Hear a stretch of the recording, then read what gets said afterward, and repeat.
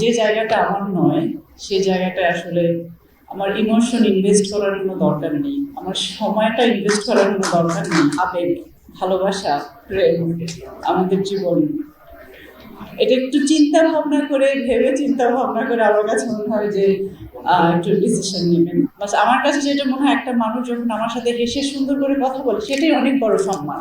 মেয়েদের জন্য আমি চাই আপনারা মেয়েরা যার যার জায়গায় থেকে ভালো থাকেন, সুন্দর করে।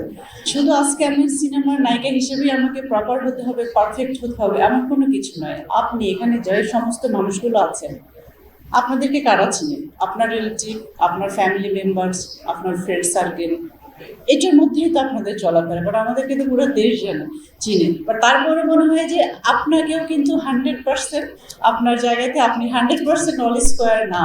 বাট সবসময় একটা কথাই চিন্তা করবেন যে আমার নিজের, এই জিনিসটা আমার নিজের।